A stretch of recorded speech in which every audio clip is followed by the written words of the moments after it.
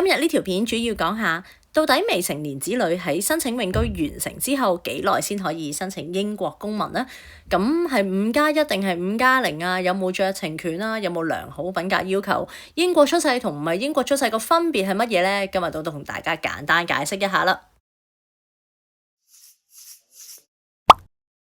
同上一條片一樣，今日我哋嘅內容主要我都係針對呢一份 Guide MN1。申請 MN1 嘅時候要睇嘅一啲參考文件啦，咁所有嘅 detail 啦都係喺翻裏邊，大家唔明嘅話或者想知道多少少詳情都可以睇呢份文件嘅。咁另外講下啦，呢份文件裏邊仲涵蓋咗好多其他例外或者一啲比較少數特殊嘅關於未成年兒童申請公民嘅情況啦。不過嗰啲情況就未必適用於大部分嘅 BNO Visa 嘅申請人啦，咁所以我喺呢度咧就可能會略去就唔講嗰啲部分噶啦。第一件事要先講啦，就係其實根據英國嘅公民法啦，佢對於18歲以下嘅兒童嘅申請咧，主要都係一種叫做 registered as British citizen 嘅，係登記成為英國公民。咁佢有兩條路徑嘅，一條就係法定權利 entitlement， 一條咧其實就係裁量權啦。裁量權 discretion 其實即係我哋所講嘅酌情權啦。咁如果我哋嘅兒童咧係屬於 entitlement 嘅話咧，只要文件冇錯，申請方法同資格冇錯咧，其實大體上佢一定會批嘅。但係如果去到裁量權咧，我哋就需要去到內政大臣嘅判斷同埋思考啦。咁你要提交嘅文件多啲，而亦都一定係唔肯定可以批嘅。所以好多時候我哋成日聽到話點解移民律師話呢個 case 得，但係其實我哋又懷疑唔得，或者啲踩界 case 點解可以申請到啊？就係因為佢哋動用咗內政大臣嘅我哋叫裁量權啦。咁而呢一個嘅酌情權咧，某程度上係移民律師就會比較熟悉用啲咩字眼，用啲咩文件就可以方便啲攞到裁量權。所以大家就如果你嘅小朋友係需要去到用裁量權嘅情況去申請BC 嘅話，可能咧有時候你就要考慮需唔需要用移民律師啦。但係如果 entitlement 嘅話咧，其實我哋自己都處理到，就好似 BNO Visa 同埋 BNO 即係嘅永居申請咁啦，咁就應該就唔難處理嘅。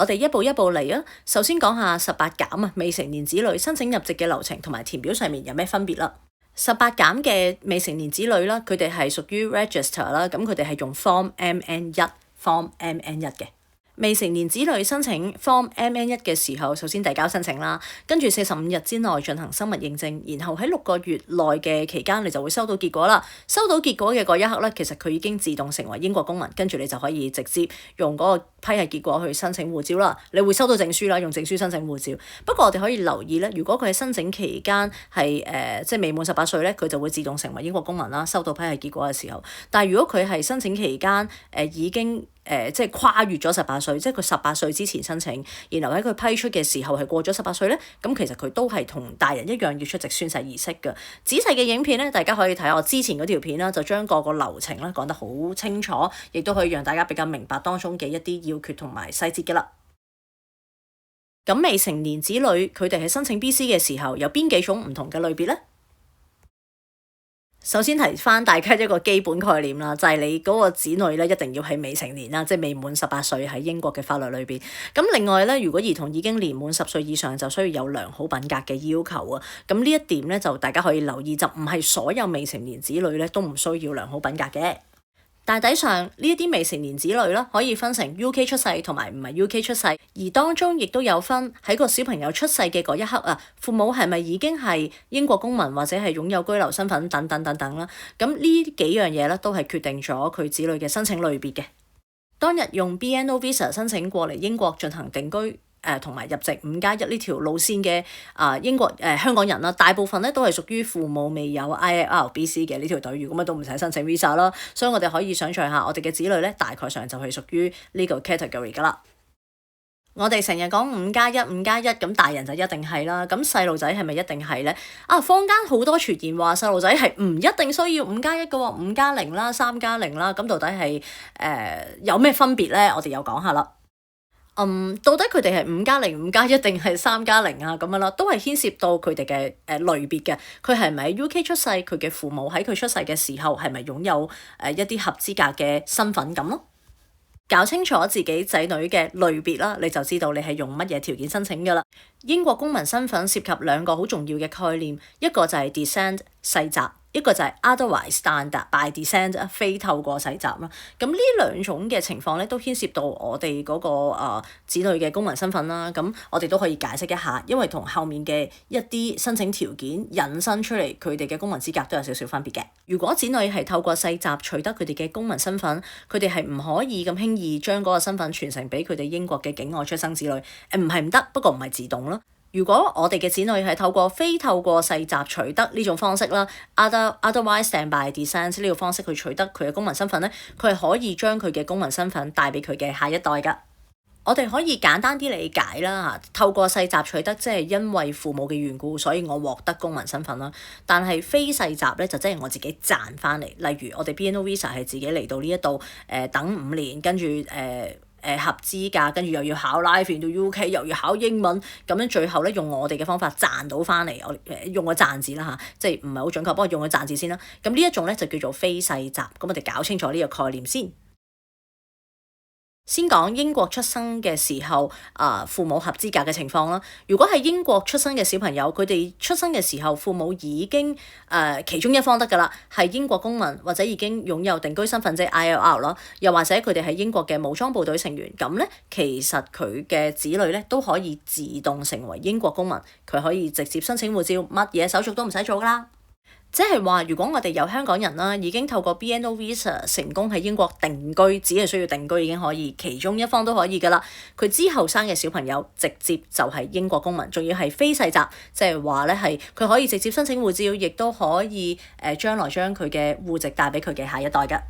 為咗方便解釋咧，咁下文咧其實可能就會將呢一啲父母已經擁有 BC 身份、父母已經有 ILR 身份，記住定居係指緊佢已經有無限制居留，即係 ILR 咯，又或者係武裝部隊成員 Armed Forces 呢啲字眼咧，我哋都會叫做合資格啦，係嘛？咁簡單啲，大家就理解啦。另一種情況，如果小朋友係喺英國出世，但係佢出世嘅時候，父母並冇合資格嘅身份，好啦，咁即係類似我哋 BNO Visa 嘅申請人嚟到英國，跟住喺等候永居嗰5年裏邊，即係未成功永居嗰5年裏邊就生咗小朋友喎，咁小朋友係英國出世，咁又點計咧？咁呢種就係我哋所謂嘅5+0啦。當呢種都係一種我哋叫 entitlement 嘅申請嚟嘅，即係唔需要再成權㗎，只要小朋友喺英國出世，當其中一方父母一旦得到 ILR 或者 BC 資格，即係合資格啦，咁咧佢嘅仔女就可以即刻透過登記身份就可以成為英國公民。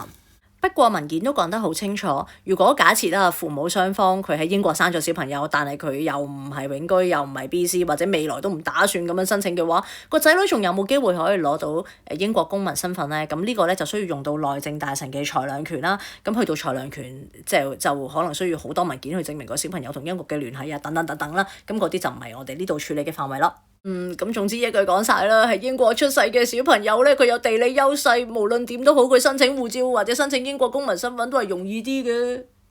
好，咁如果唔係英國出世，咁又點計咧？我哋又睇下。如果小朋友唔係英國出世，但係佢嘅父母其中一方係非世襲嘅英國公民，咁呢個小朋友咧都可以自動成為英國公民，不過就係世襲形式啦。調翻轉喎，如果佢出世嘅時候咧，父母係一個世襲公民，又係其中一方都可以，咁佢就需要咧透過一啲手續或者透過一啲資格啦，就要登記成為英國公民啦。呢啲情況咧係比較適用於一啲居英權二代嘅。咁我哋有啲 BNO Visa 嘅朋友啦，佢其中一方係世襲嘅公民身份啦，咁所以佢嘅仔女嚟到英國都係比其他人咧係較早取得護照㗎，或者較早取得英國公民身份啦。具體嘅做法到底係點嘅咧？首先先講嗰一位嘅公民，即係世襲公民父母啦。如果父母喺仔女出生之前，佢已經講緊係有英國公民身份，唔係我哋一般 BNO Visa，本身佢已經係有一個 BC 身份，不過佢係世襲形式嘅。佢喺小朋友出生之前嘅任何時間喺英國已經住滿3年嘅話，將來佢再生小朋友，直接可以登記成為英國嘅世襲公民。大部分 BNO Visa 嘅朋友啦，佢哋18減嘅子女都係因為我哋嘅緣故啦，所以可以登記成為世襲英國公民。咁佢哋咧將來要生小朋友就要留意下呢一點啦。另一個情況，如果呢一位世襲嘅英國公民啦，佢全家人講緊父與母加埋個18減嘅子女啦，喺個子女18歲之前最少3年，因為佢要住3年啊嘛，咁喺18歲之前申請，即係起碼15歲啦。咁佢15歲或之前嚟到英國，跟住個小朋友同父母一齊住滿3年嘅話咧，咁嗰個小朋友因為父母其中一方已經有 BC 啦，而小朋友亦都喺英國住滿3年。我哋可以理解為小朋友係自己用佢嘅居留日子賺個戶籍翻嚟啦，咁所以佢就係非世襲公民身份啦。可能你會問，喂，唔係喎，我聽講咧，我哋可以用酌情權提早入籍嘅喎，好多18減嘅子女又5+0又總之唔係5+1，父母未成功都可以，咁得唔得啊？咁我哋不如睇下咩叫做酌情權啦。睇翻文件，酌情權啦，其中一種係講緊父母或者祖父母係一啲與英國政府活動密切相關嘅一啲指定機構服務啦。另外有一啲係領養兒童嘅情況咯。又或者係父母曾經放棄咗英國公民身份，隨後恢復，咁佢喺期間所生嘅子女啦，呢啲酌情權咧，可能同我哋嘅關係都唔係好大嘅。但係以下呢種情況可能就關我哋事啦。首先係一方父母準備成為英國公民或者已經成為英國公民啦，另一方父母已經獲得永居，而兒童亦都已經獲得永居，過去幾年又住喺英國啦，2年啦，咁通常都得㗎啦，因為你要獲得永居，你都要住幾年㗎嘛。咁呢種情況底下，只要父母雙方同意登記，小朋友又冇品格問題咧，咁呢一位小朋友就可以運用裁量權，跟隨其中一方父母申請成為英國公民啦。呢一個亦都係大家成日講嘅5+0情況。如果全家已經獲得永居，但係父母批出永居嘅日期唔係批出永居日期唔同啦，咁佢哋可以申請入籍嘅日期亦都會相應唔同啦。咁仔女因為已經有永居，父母亦都已經有永居啦嘛，佢可以跟隨較早得到永居嘅嗰位父母，然後即係我哋叫前後腳申請入籍嘅話，佢可以跟隨前腳啦，就申請入籍嘅。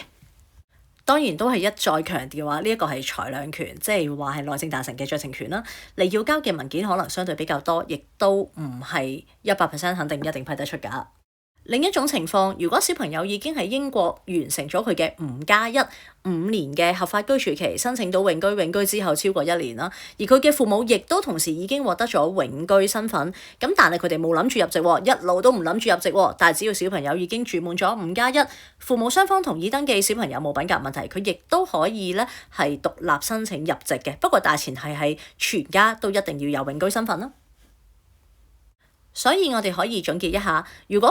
總之大前提係全家都有永居身份啦。如果其中一方父母已經獲得 BC，咁18減嘅子女咧就可以提早5+0跟隨較早攞到 BC 嘅嗰位父母入籍啦。如果全家都只係有永居身份，而仔女亦都想自己入籍咧，咁就需要仔女完成5+1。咁呢個咧就希望幫到大家釐清一啲概念咯。但係我仍然要再強調啦，呢兩種情況都係屬於內政大臣嘅酌情權啦。咁所以喺你申請嘅時候，文件要交足，你亦都要可能有相對比較多嘅解釋，亦都要有心理準備咧。佢可能會問多啲問題，亦都唔一定批得出。咁呢個位就要注意啦。今日嘅影片去到呢度啦，咁以上嘅咧都係我睇文件嘅時候研究啲字眼，我嘅理解啦。咁可能有錯嘅，如果有錯咧，請大家喺下邊留言嘅部分提醒翻我啦。咁唔該晒大家啦。